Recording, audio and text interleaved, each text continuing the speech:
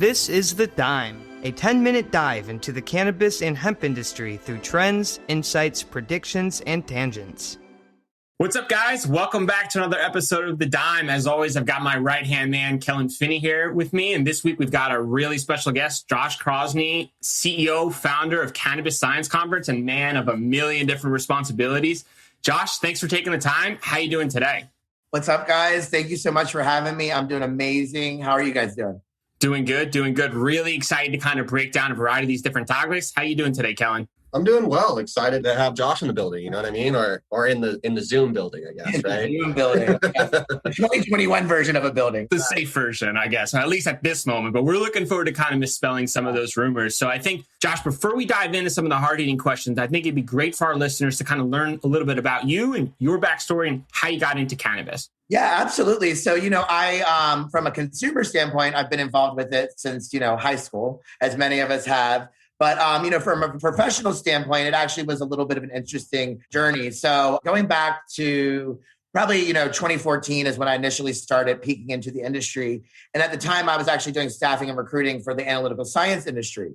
So I had a foot in the door with that community and was placing individuals in roles with, environmental labs, food safety labs, government positions, providers like instrument manufacturers, sample prep companies. And going to like some of the conferences and, PitCon is a big one that I still am very involved with now, but at a totally different level than I was back then because I work more on their cannabis stuff. But, looking at the industry, I'm based on the East Coast, so I'm in Maryland. So all the stuff that was happening in California and Oregon and Washington State, it might as well have been in another country because it's like it didn't feel like any of that was happening here on the East Coast. So when things started to really happen more and more quickly, even though they weren't happening here, I saw that they were taking off more on the West Coast.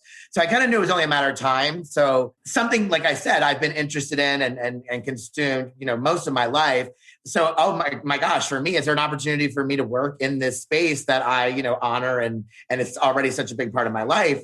So I have always been a firm believer in, knowing your lane and staying in your lane and like knowing what you're good at, knowing what you're not good at. So before I got in the industry, I really wanted to take the time to check it out. So I went to some trade shows, talked to some people in the industry already to try to just get a feel of what the industry already was, what it was missing, what it might have, benefited from having. And, one of the things I learned early on, back in 2013, 14, was that the science and specifically like the quality control testing was nothing like the analytical quality control industry that I was currently involved with. So, to put into context, since 96 in California being one of the states, they didn't have any requirements for cannabis testing until they implemented their adult use program just a few years ago. So for me, I was just like, wow, this is crazy. Like knowing that almost every other thing that, humans come in contact with or consume has, rigid standards and methods of quality control testing. So that was the first step. And then I really realized that most of the, I guess you would say like the events and trade shows that were out there were doing a really good job and I really enjoyed attending them, but they were really centered around the business side of the industry. So for me, just like, like I said, coming from the analytical science space, I know that research is what advances, anything forward or any industry forward. So for me, although we were seeing a lot of, the great celebrities and great industry, titans that have built these big brands, we weren't necessarily hearing as much from the leaders that were actually doing the research and discovering the science behind the plant. And, to that effect, like, you dig a little deeper and there was information and research out there. It just necessarily wasn't being shared. And, to a researcher, there might not be such an advantage to them to go share their, valuable research to a bunch of business people that are just focused on the investment, the business side of the things. So like I said, although, the shows that I attended had done a really great job at that, we really saw that window to say, hey, well, what if we created something that really catered to the scientific professionals, analytical professionals, the researchers, the medical professionals, and that's kind of where we went. We started the show, really planning the show. So I started the nonprofit JCanna in 2014. And then in 2015, we started planning the first Cannabis Science Conference. And we had our first one in October of 2016 in Portland, Oregon. So again, like I said, Baltimore boy, I would have loved nothing more to than had started this show in my own backyard. But, the thing is, we're about the education, the science, the information sharing, the empowering. But at the end of the day, you have to keep the lights on. So in order to keep the lights on and have these events, you have to have, an active market for people to participate in. So at the time, there just wasn't that on the East Coast. So we took it to Portland, Oregon and launched it there and, just grew the show, and it doubled and doubled and doubled each year up until 2019. And then we decided, hey, it's finally time. We're seeing all this movement on the East Coast. Maryland had medical, all these other states were moving along. There was a lot of talk in New Jersey and New York at the time about adult use, which now we see how that's turned out. So we were like, it's time. And really that was a full circle moment for me. And like I said, it would have been great to have launched it here, but it was almost, I'm going to say prouder, but almost like a cooler moment for me to like bring something that I had created and made into something back home to my community. So it's been a journey and a really great one, up until last year was a little bit of a hiccup in the plan, but we're still here and we're still, fighting and pushing and educating and doing our part.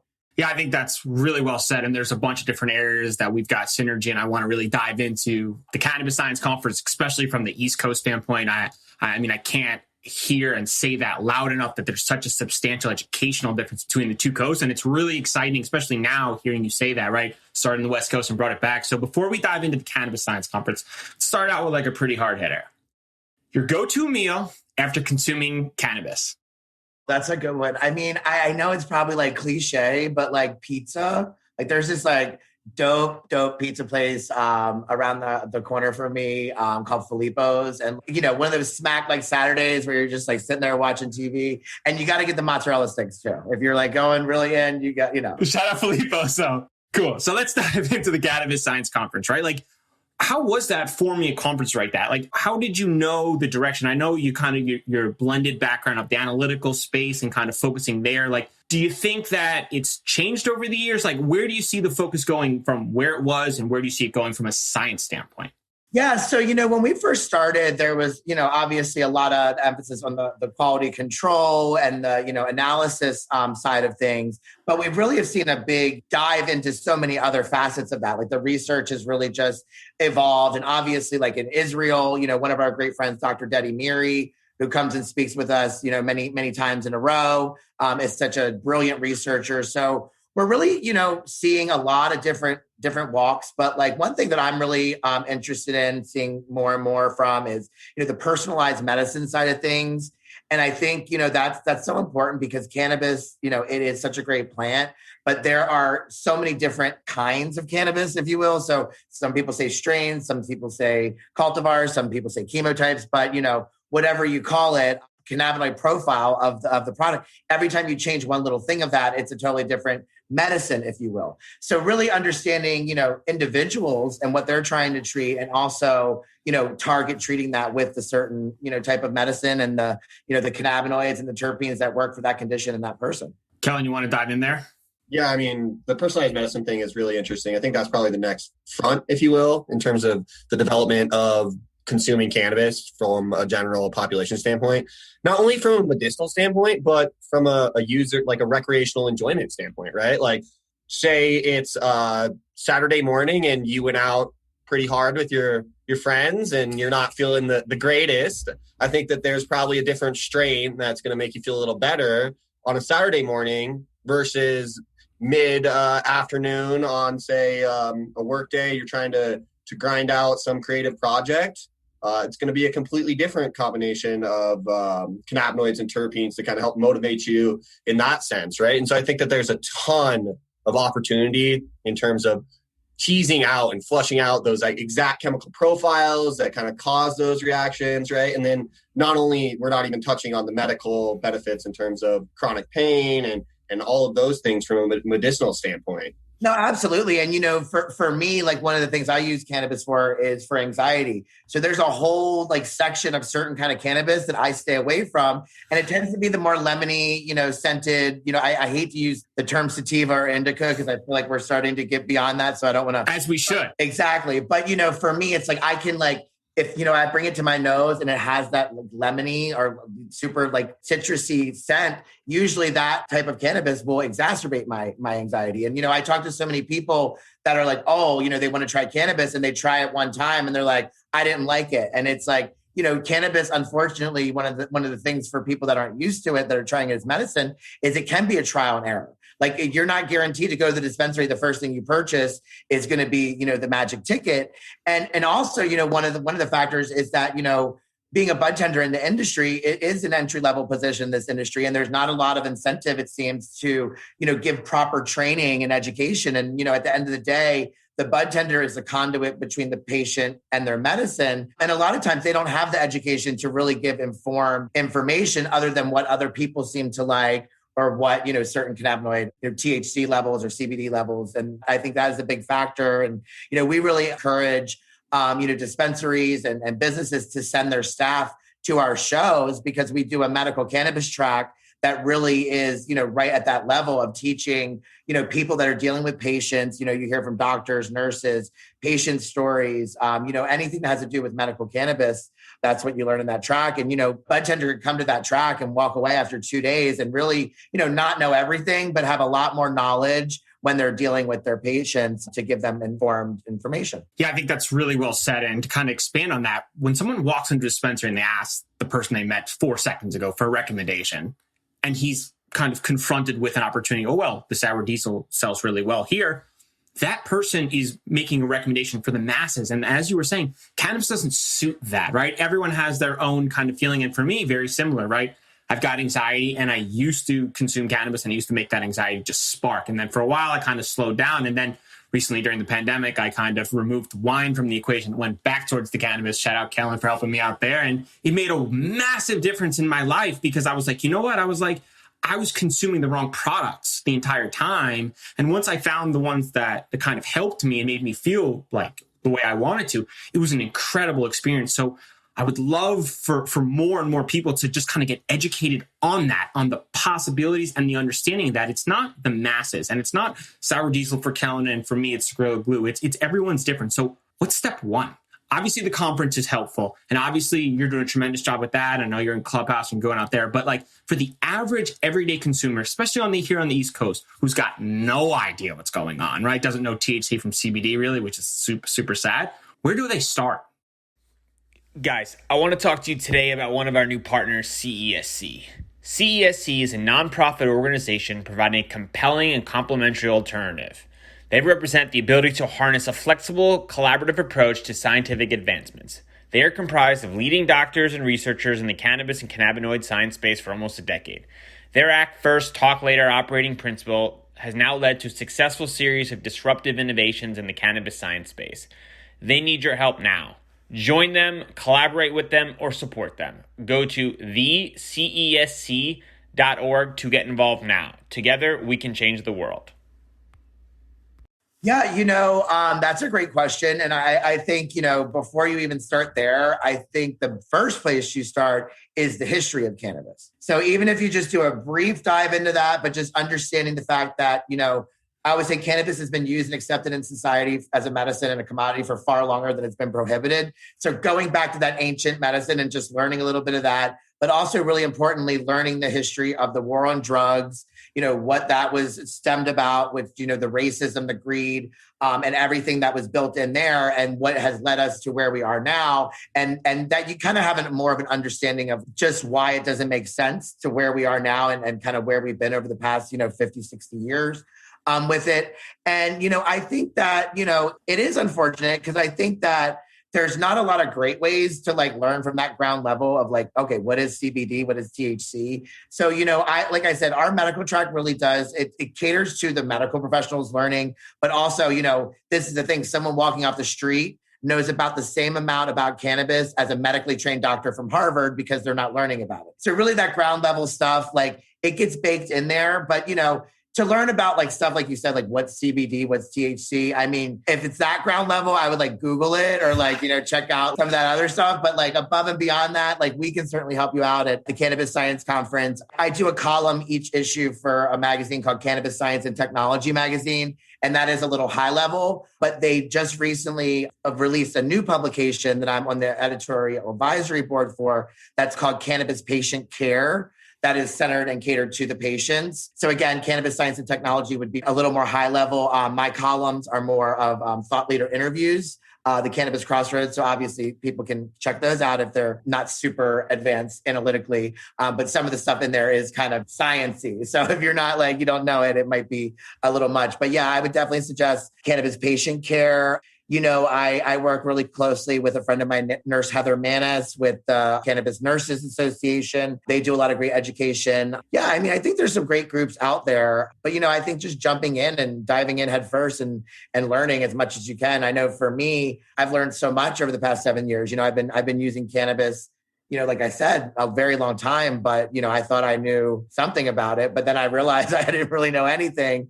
And it just, just being that sponge and being willing to soak up that information and, networking, I would say, like, other than any industry that I've been a part of, this industry is so open and you make, long lasting friendships and connections. And, it's not just business. And, some of the networking relationships that I've built and friendships have certainly helped me get to where I am and build my knowledge. I wouldn't know half of what I know now if it wasn't for friends like Dr. Sue Sisley, Dr. Ethan Russo, like I said, Dr. Deddy Meary, people like Tracy Ryan. So definitely get out there and meet people and get connected. That's definitely one advice I would give. Yeah, I think that's great advice, right? And not being turned off by one off-putting experience, right? The cannabis that you've consumed in your college dorm room is likely not the same cannabis you're consuming on the streets or at a dispensary. So kind of like understanding that each person takes a little time. And I think, like you said before, like you might have to go through a selective process of understanding what's benefits you. So Kellan, do you kind of have the same experience when you're kind of walking people through? I know you're in Denver, and obviously you guys are like light years ahead of us East Coasters. So like, what is that like? Are people more educated? And if they're not, where do you send them to start to really understand how that goes? The consumer in Colorado is definitely more educated. It's just a matter of being exposed to the industry for a much longer period of time. I mean, 5 years ago, there were billboards on the interstates marketing different cannabis products, you know what I mean? And so just simple exposure like that kind of helps to curb that cultural stigma that was the product of prohibition for so long. And then a lot of it really has to come from personal experience. Like, it's a journey for everyone on their own. And I think that sometimes it can be a little daunting if you just dive straight into like cannabis science and technology, like, and you're not a scientist and you're like, okay, like, whoa, this is just way, way above my pay grade, I guess you could say. But I think one thing that I thought was really, really cool actually was in 2019 in Baltimore, me and Bryan and I went and attended the Cannabis Science Conference, right? And Montel Williams actually spoke there. And I was like, okay, Cannabis Science Conference, Montel Williams, like, this is going to be interesting.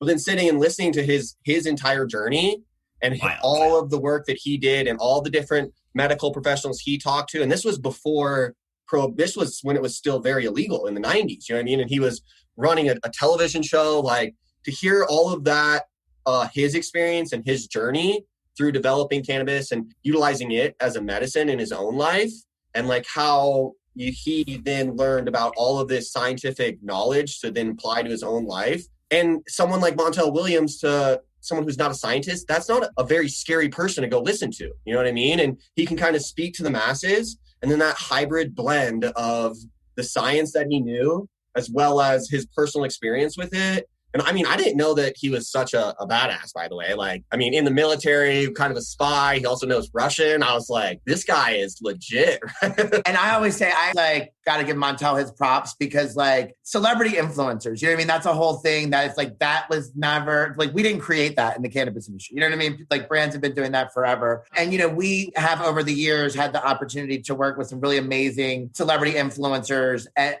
are involved with the cannabis industry. For me, we kind of have a strict rule that it's like, we're not just going to have the person that's like, oh, you're a celebrity, you're going to sell tickets, we're going to have you there. So for us, it's like, we work with, celebrity influencers and friends that have a substantive connection to medical cannabis or cannabis science. So you mentioned Montel, I always, like I said, give him his props. Montel is one of the longest running celebrities, other than rap culture, that kept this alive long before anyone was talking about it. But, going back to the 90s, like, this was, like you said, Montel Williams was still on TV. Being public and open about this was a choice that he made. And he has definitely put his name and his brand behind this, 100% along the way. And, I always say that Montel is a true testament to the the medicinal properties of cannabis.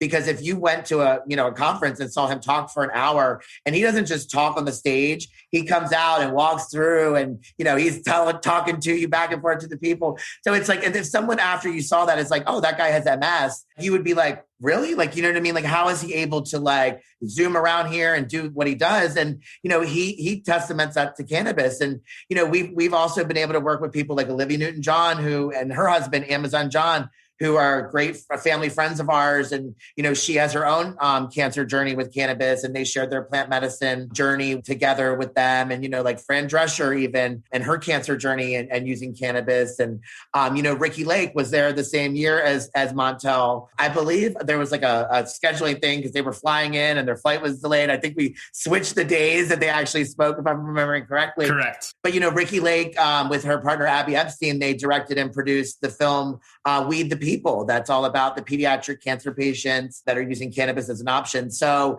we're definitely on board with like I said, the celebrity friends and celebrity influencers, because at the end of the day, their followings, their fan base really projects our message to a much wider audience than we would or would not have. But like I said, we've been really lucky, and we choose to work with those that really are passionate about this plant and aren't just trying to, be the next get rich quick, plan. So we feel very blessed in that. That's got to be a tricky kind of valuation period, kind of walking them through and letting them know that we've got strict criteria and you kind of have to have these things to check the boxes. So can't imagine how hard that is to kind of push back on the big, well, we need to hear more of the story first before we kind of accept you in here. That's got to be tough. Yeah, and we get a lot, agents that reach out about different people, and, we talk with them, obviously. But like, again, we're really lucky. Like, a lot of the people we worked with, just about, most of them, it's been a friendship or a direct introduction or something like that. So it is kind of like a circle of like a family, if you will. And it was interesting because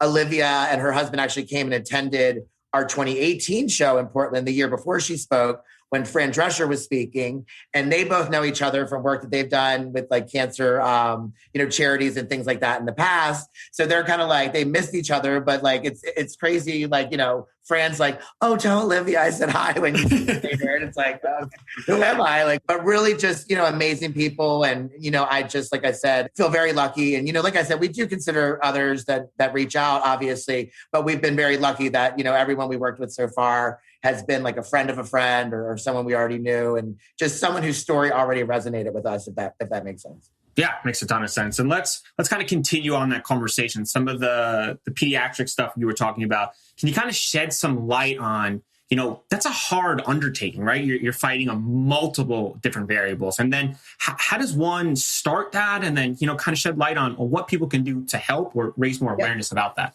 Absolutely. Well, I can share my experiences with it and what my, Tracy Ryan, I mentioned her, she's the founder of Canna Kids and Saving Sophie, two organizations that are devoted to education and advocacy for pediatric cancer, epilepsy, autism, the whole gamut of condition, and, advocating for cannabis, educating families how to, go about that, connecting them with the right professionals like doctors and dosing consultants.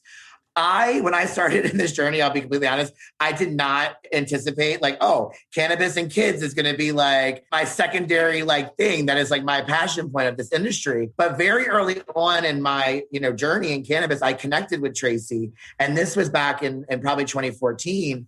And, her story was so interesting to me, and I had seen her in a couple articles. So I actually posted about the conference on LinkedIn, and she had at the very first conference, like this is like a year before we even have it. I'm sitting here promoting this little conference on LinkedIn, and she messaged me. So we get on this call, and she's just telling me her story. And, at the time, when her daughter, was diagnosed, was 8 months old. Her daughter was diagnosed with brain cancer at 8 months old, and started using cannabis as part of her regimen around that time. So like for me, when I connected with Tracy for the first time, like even like being open-minded my whole life, I'm from Baltimore City, from the East Coast, like, live and let live has kind of been my philosophy. You're not hurting me, I'm not hurting you. But even for me, as open-minded as a person as I am, when she said that to me, like her daughter was using cannabis, I was kind of like, not shocked, but there was a moment where I was like, really? You know what I mean? Like, wow. And then when I learned it wasn't just CBD, it was another moment of like, wow. But then the more I like talked with her and the more I educated myself, the more I learned, I was like, why should there be any more stigma associated with a pediatric patient that has the same type of cancer that an adult is able to treat somewhere else, when it's not controversial that we're pumping kids full of chemo, radiation, opiates, benzos, so all these different things. So like I said, so for me, and it was never a judging place. It was just a moment of pause, like you could say a clench your pearl moment. But like the fact that I had that moment solidified in my mind that this was going to be something that I was going to always advocate for and was going to be very passionate to me, because there's a lot of other people out there that aren't as open-minded as I am that need to hear these stories. And, it's really hard to deny a sick child an option, you know what I mean? Or a sick mother. And, I always have noticed in this industry that, these moms and these Canadads, like they get shit done. You know what I mean? Like they're the ones advocating. They're the ones changing laws. You know what I mean? And even now, like I get like a little choked up talking about them because they're just really special people. And, I think anyone with children can, even if they're not in that situation, can just imagine what it would be like to have your child going through something so detrimental. And why not let them have this as an option? Where no one's going around saying cannabis. Well, some people probably do, but I don't go around saying cannabis cures anything or heals cancer or any of that stuff, because we just intellectually, scientifically cannot say that as of yet, at least. But what we do know is that cannabis is certainly helping these kids when they're on chemo, being able to eat, being able to maintain a quality of life for these other conditions or treatments that are coming from these conditions they're suffering from. So like I said, I was unexpected, but well welcomed into my heart. And, Sophie, Tracy's daughter, is so near and dear to my heart. She is growing up so fast. And, she's been using cannabis this whole time. And, no one's out here saying it's a silver bullet that's going to cure everything. Do you know what I mean? Because Sophie's still going through her journey. She just had a surgery a few weeks ago. But cannabis is helping her have a quality of life that might not otherwise be there. It's an amazing story, and I appreciate you sharing that, because those are the type of stories that I think need to be said louder and louder as people understand that how can we as society tell people this makes you feel better or she feels better? How can we tell her no? After all the things she's going through in her life, she deserves every opportunity to feel better. And if this is what makes her feel better, we should provide all those opportunities. And then, obviously from the science standpoint, let's go farther. Let's figure out what's going on there and let's figure out more people to help, because at the end of the day, cannabis can be many different things. It can't be all, but it can be many things. It's about understanding what it can be and what it can't be, just like any other medicine. And it starts with understanding, the problem and then working to solve it. So I appreciate that. I mean, there's certain things that we know, inflammation and pain, like, okay, we know that helps. So, Sophie's had 3 brain surgeries now. And literally every time they've cut into this girl's head, the doctors come in and can't believe that it's the same patient, because there's no swelling, there's no black and blueness. And it's just obviously the scar there, Sure. But it looks like a healed scar. And like, you don't see that the day after you cut a child's head open and take a piece of their brain. Do you know what I mean? So the inflammation and the pain part, like we know that. There are things we know. I think there's a lot more that we could figure out. One of the things that's challenging, I mentioned Dr. Sue is one of my nearest and dearest friends, Sue Sisley. And, she went through all this, trouble to do this research with veterans, and then is forced to use a product that is not comparable to what's on the commercial market. So for those that aren't familiar, if you get the license to study cannabis in the United States, you have to use samples that come from the University of Mississippi that are grown by the National Institute of Drug Abuse's standards. And, not to down the NIDA, but it's like, why are they involved in this? It's like national drug abuse. So if we're trying to study the potential positives, you would think someone else would maybe handle that. And, it's frustrating because it really is apples to oranges. And, one of the talks I give, I actually show a side-by-side of, the samples that Sue was forced to do research with compared to what, we're all know and love and used to on the commercial market. And it's like I said, like trying to study apples and get the results of oranges. It's just not going to happen. I see you nodding, Kellan. Do you want to talk on the science side of that? Let's talk about Anchor. If you haven't heard about Anchor, it's the easiest way to make a podcast. Let me explain. It's free. That's right. No more excuses. Get your lazy ass off the couch. Go start a podcast. There's the creation tool that allows you to record and edit your podcast right from your phone or computer. Once again, no more excuses. Anchor will distribute your podcast for you so it can be heard on Spotify, Apple Podcasts, and many more. Couldn't be easier. Even better, you can make money from your podcast with no minimum listenership. That's right. They're paying us for this ad. Thank you very much, Anchor. Download the free Anchor app or go to anchor.fm to get started now. No, I mean, I completely agree with everything you said. Cool. So let's kind of switch gears slightly a little bit. You were talking about PitCon and the importance of kind of testing and then kind of the ear shock of the fact that like this wasn't instituted. So can you kind of take us through that on what's currently going on there and then where you kind of see it going just from an outside industry standpoint? Yeah, as far as the testing goes, it still is not exact science, if that makes sense. So, we're still seeing a lot of the same situations where there's like lab shopping going around. I know you guys have probably heard of that, where, even still people are learning more and more, but there's still that desire for the highest THC. So there's certain ways of getting that. So I really think that we won't be in the best place with testing until everything is completely standardized. Everyone is, using the same rule book, if you will, the same instrumentation to do the same type of testing. So it is still a little bit of the Wild Wild West and almost, marketing, if you will, in some ways. That is a really important element. The more important element, I think, is the contamination side of things, especially when you're working with, like I was just saying, like cancer patients, people that are immunocompromised. I always say that all cannabis is inherently safe. You know what I mean? Cannabis, no one's ever died as a direct overdose of cannabis, but that doesn't mean that there's not things that you have to worry about, like contamination from human air or environment and things like that. So the cannabis itself is pure and safe, but us idiot humans sometimes can mess things up without even knowing it. The environment, where you're growing it, the temperature, all those different things. So it's so important. And that's, that, like I said, when I connected with Tracy was right around the same time I realized California didn't have any testing. And I'm like, so there's a baby in California. Luckily she was working with people that were testing, but I'm like, in theory, there are babies in California that are not, that are medicine is not tested. You know what I mean? And that just wasn't okay. So I will say that like from that point, we've come a long way. Oh, yeah. You know what I mean? At least it's required in most markets at this point. I think we still have a long way to go. I think we're close. There's a lot of great organizations that are working on standardization of testing, but it is challenging, you know what I mean? And getting a collective voice together, is really important too, because really this is, the pioneering of cannabis testing is happening right now. So like getting it right is important, and getting it right the first time, I think is important as well. So, but hopefully sooner than later, we'll get there, and we'll have definitely some talks about that at the upcoming show and highlight some of those conversations as well.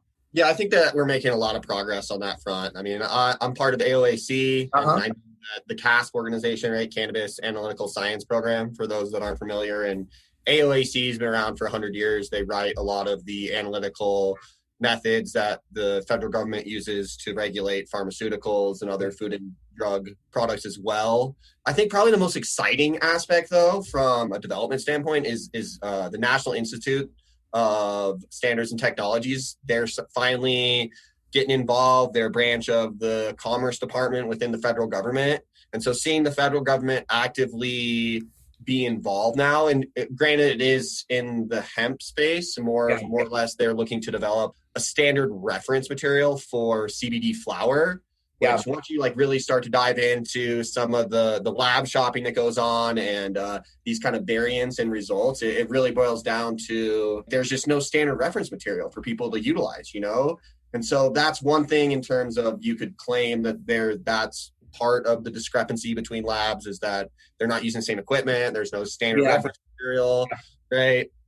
But there is lab shopping going around. I mean, actively, I was a part of that same game. Yeah. Can you explain on what that is in case someone doesn't know? Because I feel like sometimes we talk about that, right? And it's kind of assumed practice. But I just think if someone's hearing this for the first time, when you say lab shopping, what does that mean? You send a sample to 4 labs and you're going to get 4 very different potencies. And like Josh said, potency is king. And there's actually, it's like a sliding scale, right? Especially on flower. So if it tests between 15 and 20%, this is what the dispensary will give you per pound. If it tests between 20 and 25%, you get a different price, so on and so forth, right? So this lab shopping can literally result in tens of thousands of dollars difference in that harvest for a grower. And that can mean either keeping the lights on and paying all their employees and giving out bonuses, or turn their operation off. And so it's literally forced these growers to lab shop because their bottom line is their livelihood. And so that's what we mean by lab shopping, at least. Yeah, and the results. I mean, we're talking about a natural product, so obviously there's variances in percentage, but like the results, like I mean, in one of my recent talks I gave, it was like a product in Oregon was pulled from the shelves, and I think it was listed as like 17% on the shelf THC, and they sent it to 4 other laboratories, and those results range from 13% to 30%. So it's like that is like, is it 13% or is it 30%? And to like, someone like us that's like, oh, maybe like we're just looking to smoke and sit back and watch like something funny on TV, it's one thing. But if you're like the parent of a sick kid who's like getting this medicine and you're trying to like target dose a certain amount of THC, 13 to 30%, like which is it? You know what I mean? And I'm glad you brought up NIST. I actually did an interview for my last column in Cannabis Science and Technology with one of the doctors from there talking about their whole rollout program. I think the title of that article is this cannabis or hemp? NIST helps determine, because that's one of the things they're trying to help with as well is, is this cannabis or is it hemp? Because, that's a whole nother podcast and a whole nother conversation. Oh, yeah.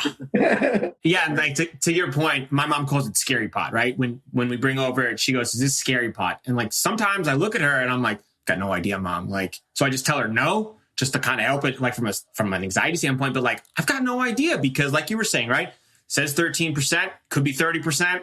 We're hoping for somewhere in between, and hopefully it's not the one that takes her away. So let's ask a different question. Josh, in your opinion, the biggest misconception since you entered the cannabis space? Well, just one. So, you can fire them off. I think that for one, I think the biggest thing, which I mean, I don't know that it was a misconception to me, but I think in society in general, is that cannabis is dangerous or harmful in any way. And, for me, I think that it's actually the opposite. I think that there's so much potential for this to be used for so many different ailments medicinally, but I also see cannabis as something that is a safer, more natural, healthier alternative to recreational and illicit drug use and alcohol use and cigarettes. So I think that's the biggest misconception. I think another one is, maybe not everybody is a cannabis CEO, even if their LinkedIn says they are. I think, that's the big one. You know what I mean? That cannabis is dangerous or harmful in some way. And, I just also want to kind of say, we've talked a lot about my work with Canna Kids and like pediatrics. And I just want to be clear, like I do not advocate for, underage children to use or utilize cannabis unless they are going through an ailment or condition where it is helpful for them. Because, I never want that to be misunderstood that we're, out here trying to say how everybody's, children should do this because they shouldn't. You know what I mean? Like I have friends in the industry, you know what I mean, who are like, my kids don't use cannabis because they're not sick. You know what I mean? But it's like, if they were, they would. So I think, I guess it's important to point that out sometimes. Yeah, especially after the governor of Nebraska went out there in the press conference and said, if you legalize cannabis, it will kill your kids. Because, I mean, that was good for him to even pull something as outrageous as that, because I didn't see that in the cards of outcomes. So before we dive into prediction, we ask all of our guests 2 questions. If you can sum up your experience in the cannabinoid space into one main takeaway or lesson learned to pass on to the next generation, what would that be? I would say to just like, take your time, really evaluate what you're good at, what you can bring to this industry and try to apply it to this industry versus jumping in and just trying to, say, oh, I want to sell cannabis or I want to grow cannabis. You know what? Guess what? If you don't have retail experience or cultivation experience, maybe neither of those are for you. So I always say, know what you know and know what you don't know, because that has been the biggest, blessing for me to be involved in the science and the medical part of it, because I was already involved with that industry. And, really just value the connections that you make in this space. Don't try to, come up from anybody or bite anybody's ankles, because you really can make great, long-lasting friendships and connections that can be mutually beneficial, but definitely try to go into that with genuineness and not opportunistically, because people in this industry are real and they will suss it out if you are not pure intended. But I will say, if you go into it with pure intentions, my experience at least, I met some of the most beautiful people that will be part of my life forever. Well said. The last time you consumed any cannabinoids? About 5 minutes before this call. Same. All right, prediction time. 10 years from now, what advancements in the cannabis industry, in your opinion, will have the biggest long-term effect? Anything is on the table. Well, I mean, I would hope that within 10 years, we would see global acceptance and understanding of this plant. I would hope that by then we would have, global research, done even far more than what we have now. I think it depends on which way this goes in the US. There's a lot of people that wanted to go one way. There's people that wanted to go another way. I think that adult use cannabis and medical cannabis can live side by side on a federal level and even a global level. I know that a lot of industry and sometimes the lobbyists that are involved with the money in the industry are advocating for adult use versus medical. And like I said, I could be wrong. I don't need everyone to agree with me, but I do feel that this is something that on an adult use level, we've got to decriminalize this, open it up and open the cages and start to really undo the unjust wrongs from the war on drugs. And, we're starting to see like social equity programs here and there that are, doing the best that they can, when they can, but that we need to see this on a national level and, with a swoosh of a pen, have every jail cell that people are sitting in for cannabis open up immediately. The fact that we're not there yet when there's people making millions and billions of dollars off this plant boggles my mind. So I'm hoping that certainly within 10 years we get there. But also on the flip side of that, for medical, I work with these kids. I work with, people that have Alzheimer's and the elderly population and sick people with cancer.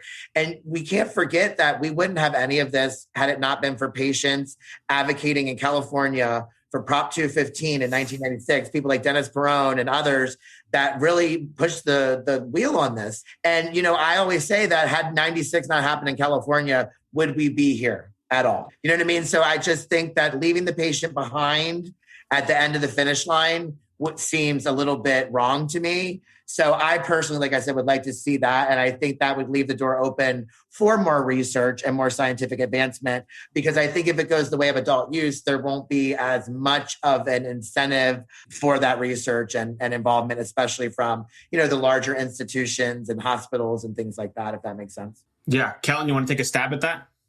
I mean, I agree with everything Josh was saying. I just want to, the only thing I would add is hopefully in 10 years that the endocannabinoid system is actively taught in most medical schools, right? Yes, let's make that a 1-year goal. I mean, that would be amazing, right? Unbelievable. Because I think that's going to motivate and help just get that entire ball rolling even more, Absolutely. That boggles my mind, right? Like how could possibly doctors write some sort of cannabinoid product to a patient when they've never learned about it, right? They're just kind of been like, well, this sounds something like might good. Here, try this. Like that blows my mind. I can't believe that.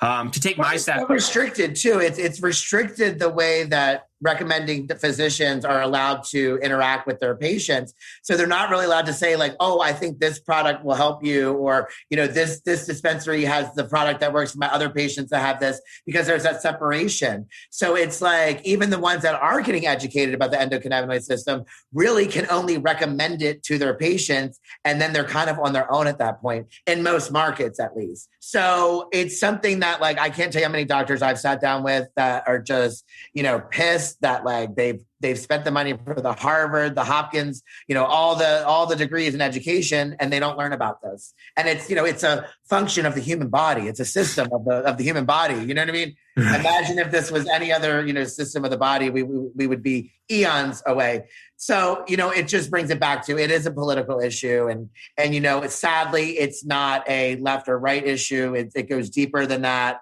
because we've seen both sides of the aisle have opportunity over the past, 6, 7, 8 years, and we're still kind of where we are. So we'll see. It's pretty crazy. It's like, to simplify, it's right. It's like, oh, the doctors don't learn about your right thumb. And they're like, well, we know it's there. But we'll figure that out eventually. I think the most beautiful thing is that even the knowledge base isn't there, the plant works, right? So it's like plant is still there. It's still finding its way into these. She's not going anywhere either. Oh, no, she's not. No, she's not. So, Josh, we'll have to have you come back and discuss cannabis versus hemp and kind of really break it down and kind of share on some of those insights. But for our listeners that want to get in touch, they want to learn how they can get involved. Obviously, the Cannabis Science Conference. We'll link up all the things in the show notes, but where can they find you? Yeah, at all social media, Cannabis Science Conference, me personally at Josh Crossney. And also, if you're on Clubhouse, check out our club, Cannabis Science and Medicine. Over 11,000 members and followers already in just a couple months. So wow, that's pretty impressive. Yeah. Well, appreciate it. Thanks for your time, Josh. Thank you, guys. It was an honor joining you. Thank you so much. Take care.